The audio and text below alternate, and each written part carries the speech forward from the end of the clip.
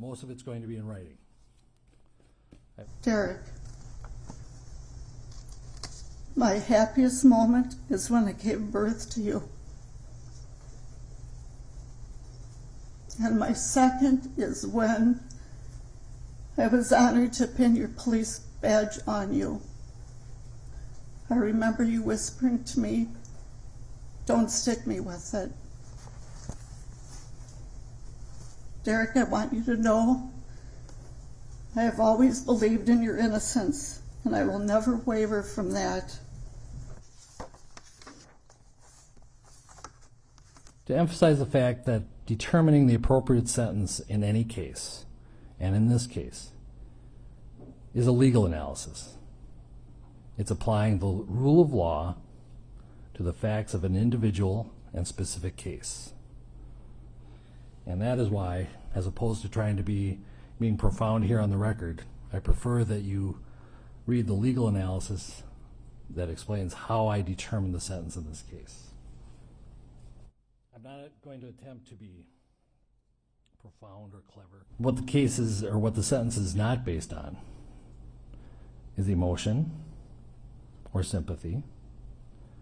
But at the same time, I want to acknowledge the deep and tremendous pain that all the families are feeling, especially the Floyd family. You have our sympathies. And I acknowledge and hear the pain that you are feeling.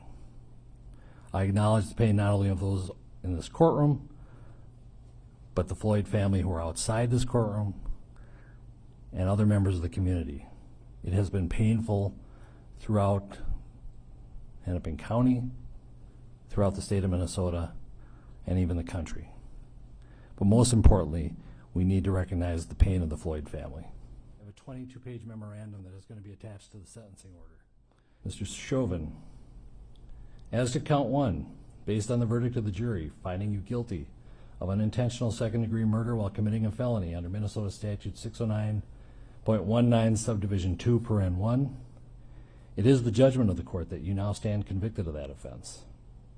Pursuant to Minnesota Statute section 609.04, counts 2 and 3 will remain unadjudicated as they are lesser offenses of count 1.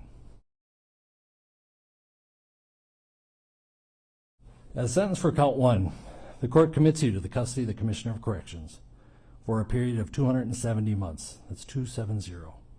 That is a 10-year addition to the presumptive sentence of 150 months. This is based on your abuse of a position of trust and authority, and also the particular cruelty shown to George Floyd. You are granted credit for 199 days already served. Pay the mandatory surcharge of $78 to be paid from prison wages. You're prohibited from possessing firearms, ammunition, or explosives for the remainder of your life. Provide a DNA sample as required by law. Register as a predatory offender as required by law.